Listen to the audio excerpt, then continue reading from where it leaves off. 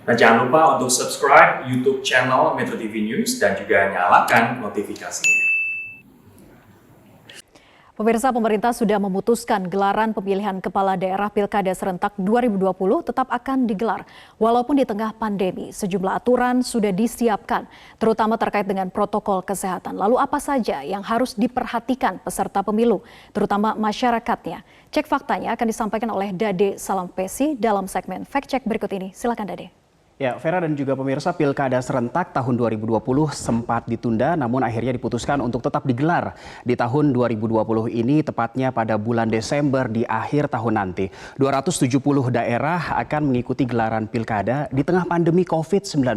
Kita lihat apa yang disampaikan Presiden pada hari Selasa lalu, tepatnya pada 8 September 2020, karena Presiden menegaskan kepada kita semua peserta Pilkada maupun masyarakat untuk betul-betul disiplin protokol kesehatan. Ini disampaikan Presiden Joko Widodo dalam ratas virtual pada hari Selasa 8 September 2020. Presiden menyampaikan masih banyak pelanggaran protokol yang dilakukan oleh bakal pasangan calon. Ini terkait dengan proses pendaftaran pada 3 hari di akhir pekan lalu, yaitu pada tanggal 4, 5, dan juga 6 September. Dilanjutkan oleh Presiden, misalnya masih ada deklarasi bakal pasangan calon pilkada yang menggelar konser yang dihadiri oleh ribuan orang dan mengundang kerumunan menghadirkan massa. Padahal menghadirkan kerumunan orang adalah salah satu poin yang melanggar protokol kesehatan, pemirsa. Lalu apalagi yang harus kita perhatikan? Kementerian Dalam Negeri juga sudah menitik beratkan hal ini. Kita lihat informasi grafis berikutnya, karena Kementerian Dalam Negeri juga sudah menegaskan dan mengeluarkan opsi bahwa bakal pasangan calon yang melanggar protokol kesehatan akan dicoret. Bahkan Kemendagri juga mengeluarkan opsi bahwa pelantikan mereka apabila nanti di kemudian hari dinyatakan menang Pilkada 2020 akan ditunda. Dan sejauh ini Kemendagri sudah menegur 51 kepala daerah, yaitu 1 gubernur dan 50 bupati atau wakil bupati dan juga wali kota dan wakil wali kota. Dari 51 kepala daerah yang ditegur oleh Kemendagri ini, rata-rata pelanggarannya adalah masalah kode etik,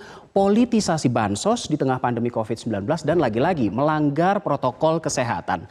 Lalu pemirsa, pasangan calon yang menang, seperti yang sudah saya ungkapkan tadi, Kemendagri mengeluarkan opsi bahwa pasangan calon yang menang yang melanggar protokol kesehatan bisa ditunda pelantikannya. Namun opsi ini masih terus dibahas oleh pemerintah, bagaimana dengan regulasi atau payung hukumnya. Lalu daerah mana saja yang dinilai rawan konflik atau rawan kerumunan massa pada saat Pilkada serentak Desember 2020?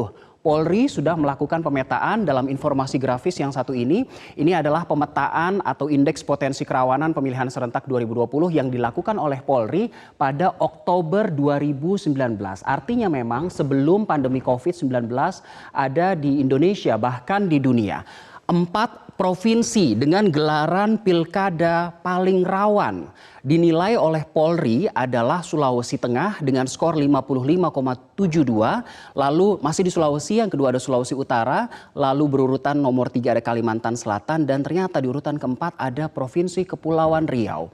Sementara itu untuk 3 kota yang juga akan menggelar pilkada yang dinilai rawan oleh pihak kepolisian adalah ada 2 kota di Sulawesi Utara, yaitu Tomohon dengan skor 38 dan Bitung 37. Lalu di urutan ketiga ternyata ada kota Tangerang Selatan di Provinsi Banten yang berbatasan langsung dengan ibu kota DKI Jakarta. Tidak hanya tingkat provinsi dan juga kota, 3 atau lebih tepatnya 4 kabupaten yang akan menggelar pilkada pada Desember nanti juga dinilai rawan, yaitu Nabire di Provinsi Papua, ada Timor Tengah Utara di Nusa Tenggara Timur, Kabupaten Kerom juga di Papua, dan juga Manggarai Barat di Nusa Tenggara Timur. Sekali lagi kami tegaskan bahwa data atau mappingan pemetaan daerah rawan yang dilakukan oleh Polri ini mengacu pada data Oktober 2019, pemirsa.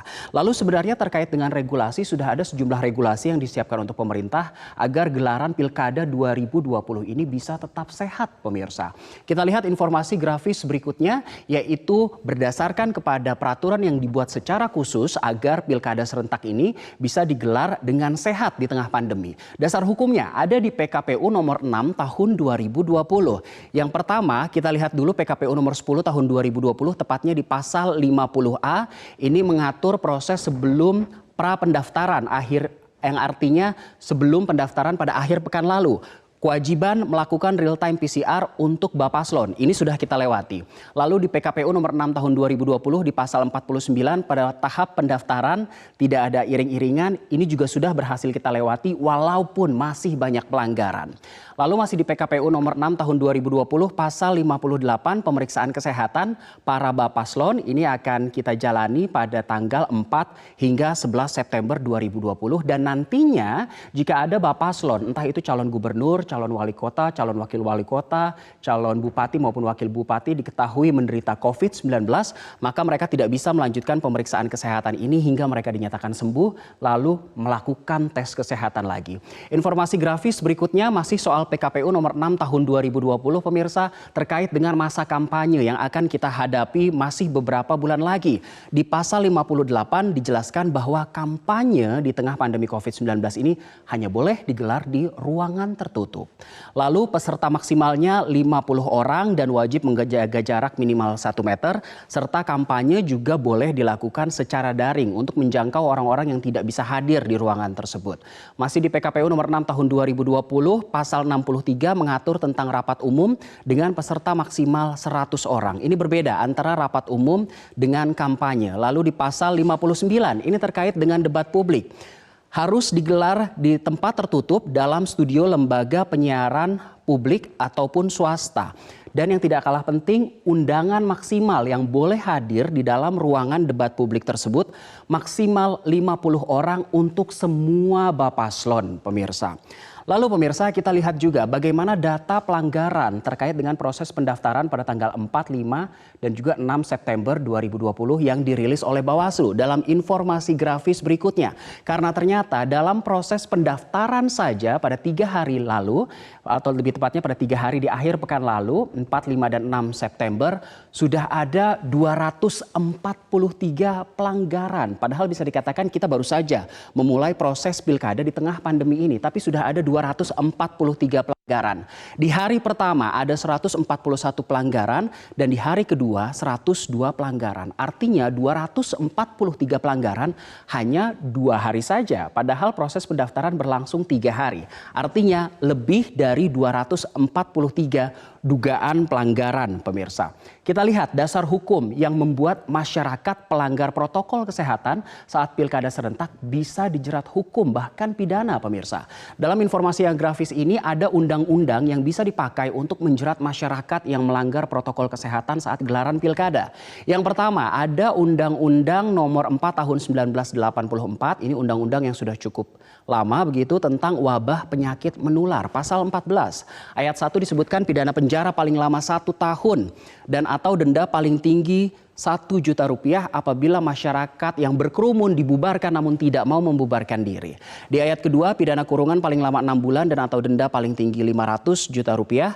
Sementara masih di undang-undang lebih tepatnya di Undang-Undang nomor 6 tahun 2018 tentang karantina kesehatan di pasal 93 dijelaskan akan ada pidana penjara paling lama 1 tahun dan atau denda paling tinggi 100 juta rupiah. Tidak hanya kedua undang-undang ini yang bisa dipakai untuk memberikan sanksi pelanggar protokol kesehatan, tidak hanya masyarakat tapi juga peserta pilkada, tapi ada juga KUHP yang bisa menjerat Anda, saya dan kita semua jika kita melanggar protokol kesehatan.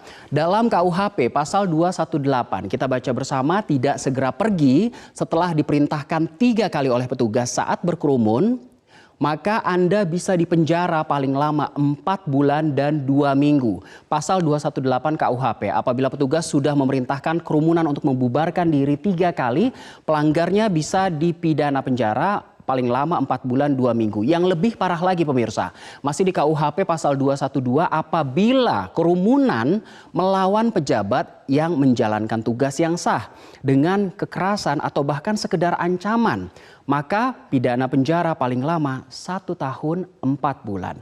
Yang menjadi kesimpulannya adalah gelaran Pilkada Serentak 2020 tetap harus berjalan karena roda pemerintahan di Indonesia dan di berbagai daerah juga tetap harus berjalan.